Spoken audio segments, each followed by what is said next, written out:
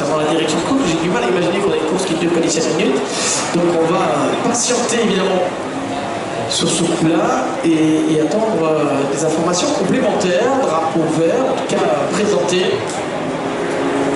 Et parce qu'il y a la fenêtre de changement de pilote qui doit aussi être adaptée.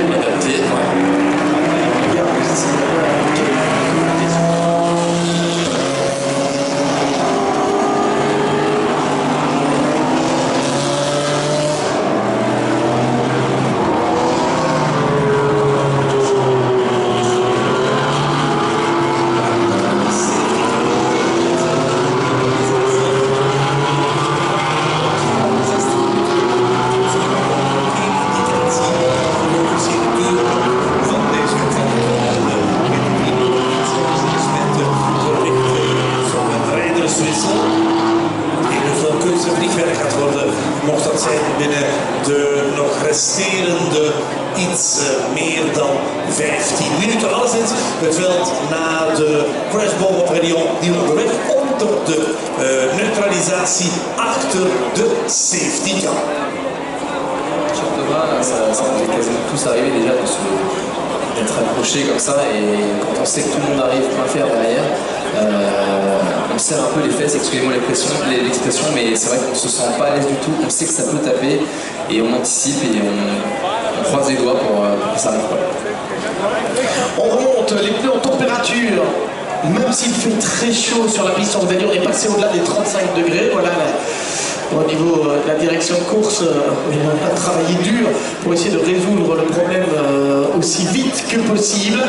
Mais voilà, il y a des impondérables et dans tous les cas, c'est la santé des pilotes qui prime, la sécurité d'abord, la santé des pilotes. Donc là, on s'est assuré que tout va bien, que la piste a été remise en état pour que si, alors évidemment on ne le souhaite pas, mais s'il devait y avoir un autre incident, il faut que tous les éléments de sécurité que sont par exemple les rails, les barrières de pneus, aient été remis en état, de sorte à ce qu'ils puissent de nouveau intervenir et assurer leur fonction s'il devait y avoir un autre accident.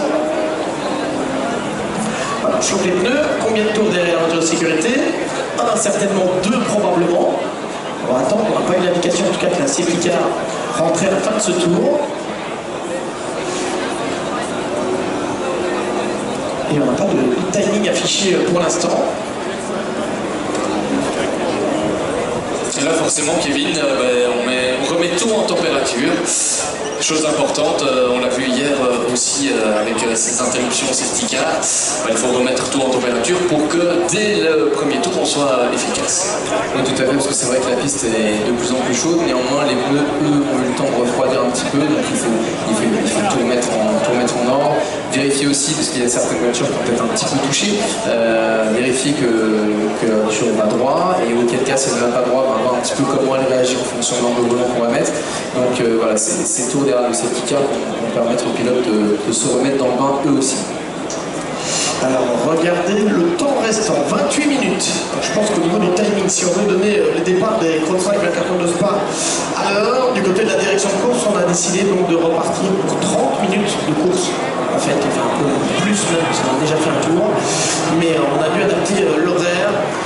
En cas de force majeure, évidemment, on ne va pas donner le départ des Cross-Track 24 de Spa à 19h. On rappelle que nous serons en Audiovision, en tout cas certainement sur YouTube, en Audiovision, vous êtes plus de 759 000 abonnés sur la chaîne YouTube GT1. Merci à vous, merci de nous suivre très régulièrement. Alors on a le retour dans la question de l'une des Ginetta. Oui, c'est le détail Gentili qui rentre au stand. Alors là, on ne l'avait pas vu, il ne me semble pas impliqué, en tout cas, moi je ne l'avais pas vu. Il avait sur la grille départ, on a vu qu'il oui, c'est vrai, on en a parlé, mais j'ai pas vu la suite sur la piste. Je ne sais pas ce qui s'est passé, peut-être que les dégâts sont trop importants et que c'est préférable de ne pas prendre part à la course. Parce que si vous avez le moindre doute, surtout à Spa, d'un train qui tourne un petit peu, enfin, je vais la sécurité. C'était garanti ça.